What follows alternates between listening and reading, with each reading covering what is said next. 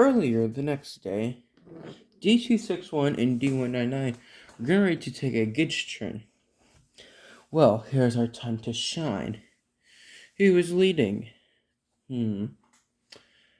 I think you should take the lead. Very well. It would increase the efficiency.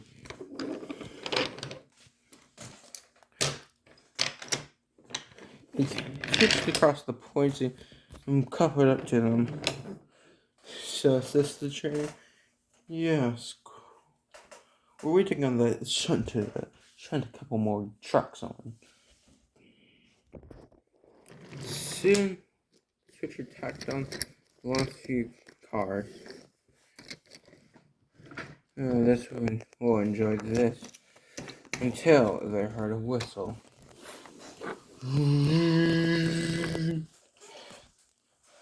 There came an interesting looking steam engine. It didn't have markings of BR or any company onto it.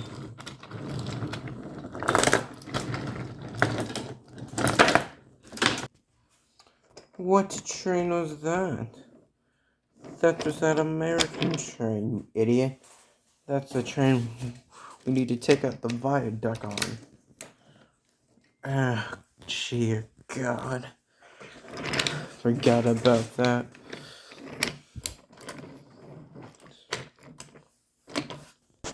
Soon, the American engine thundered across the viaduct.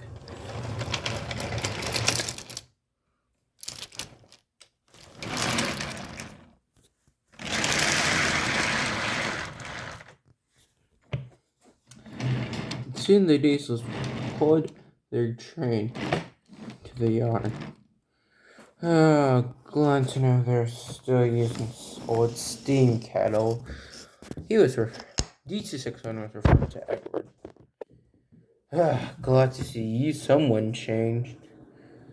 Oh, yes, quite glad to see. We all have changed in age-wise. If you're gonna give me a lecture on how new and modern you guys are, then shove it up your... Hey! Soon Edward had to pull everyone back to shunting. I said you two were told to help, not insult. Whatever. Anyways, where are we dropping this train off? Just throw it on the loop.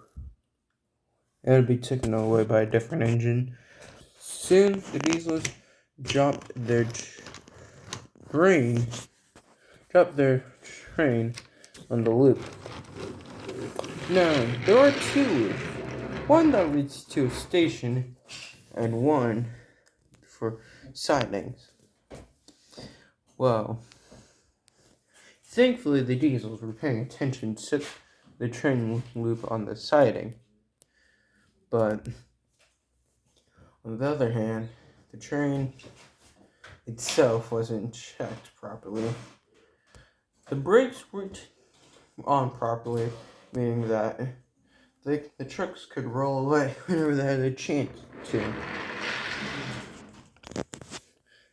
Donald and Douglas were transporting a heavy goods train.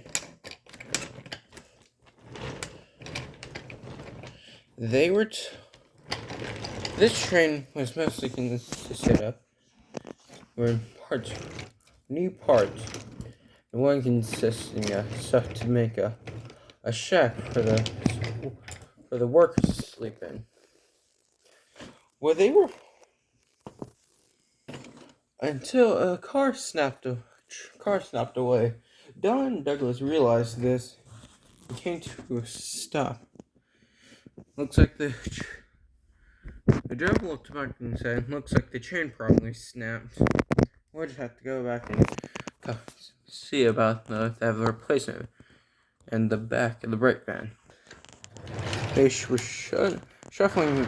They were reversing back onto the train. They reversed back, and their crew got out to talk with the inspector, with the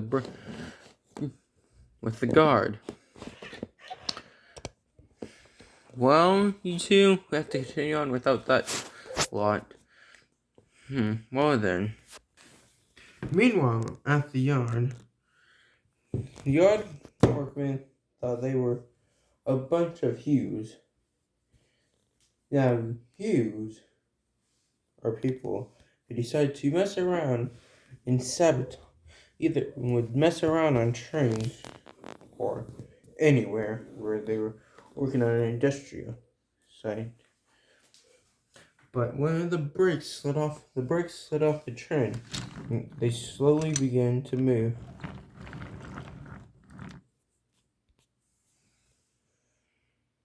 Meanwhile, Edward was waiting for an road, so he was running late with a stopping commuter train. Oh boy, top of my hat wouldn't be too happy about this.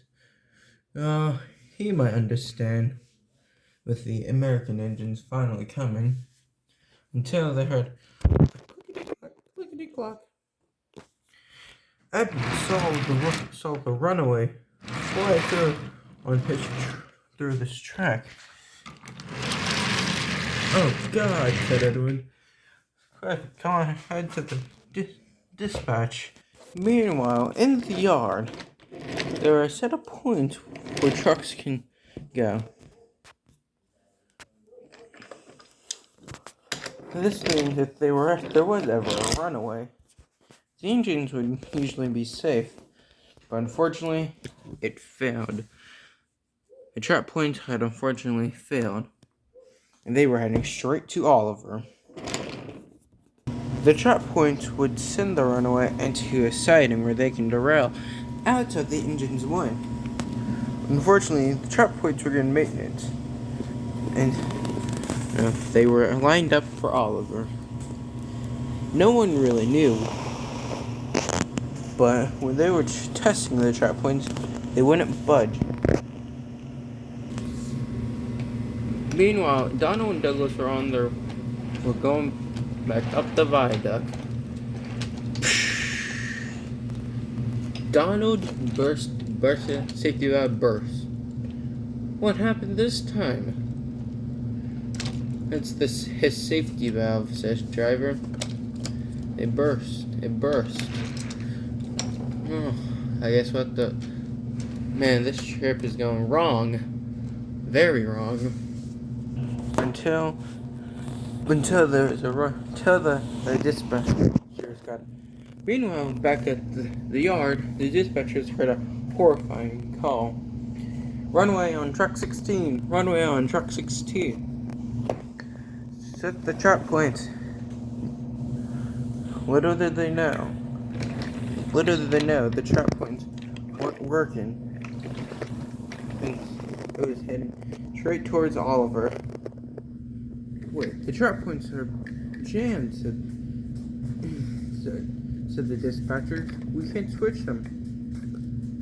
Well, throw them onto the siding. Oliver's on the siding. Oh, crap.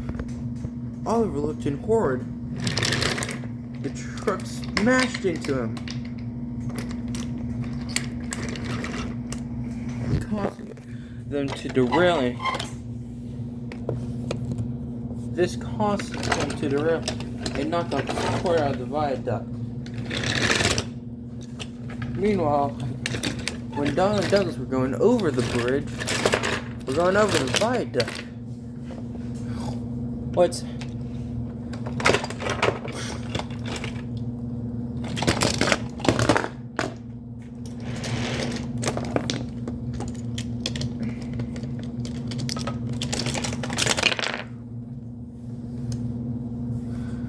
the wreckage was terrible. The dispatch screamed, "Get an ambulance! Get an ambulance! There's been a wreck, a very bad wreck. A three-way with two engines on the bridge and the shunter. It's terrible. We need emergency personnel immediately." Soon, ambulance and fire team arrived to investigate the damage. Thankfully, there was nothing that could seriously start a fire.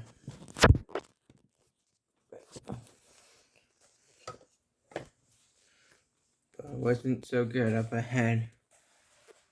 Donald and Douglas were on top of the wreckage. Oliver was somewhere beneath the wreckage. Rocky was brought to help.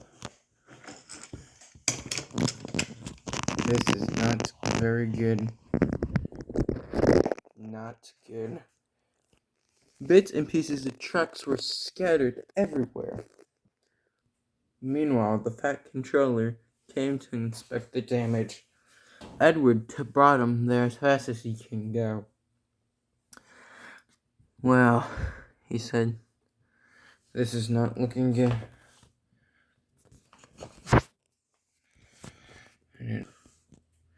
The American extension finally started. This was not gonna go good. Meanwhile, at the scrapyard, wow, you two did it. Did what? You guys were supposed to take out the viaduct. You guys did so perfectly. What do you mean we took out the viaduct? Oh, you guys didn't. Well, apparently a train came loose on this loop line where you guys were your train came loose on brakes came loose in the loop line. And let's just say it caused a stir. We jammed the chop points where it would slam into an engines bringing down the 9 and 10. This wreck would destroy 10 and 11 and 9. So they can foil. They'll be out of commission for God knows how long. Well, consider this a job well done, you two. What I am going to do to the Fat Controller's Railway is beyond. Instead of murdering him like I tried to do years ago, we'll replace him with something new and modern. All his engines would be saying goodbye and hello to the scrapyard soon. Well then, you two better hide before they start to question you two. Well, thank you.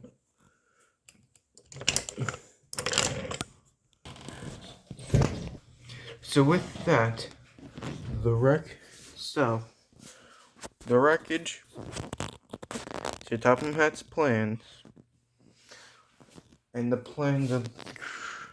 crew's plans were going into actions, except for Sir Topham Hatt.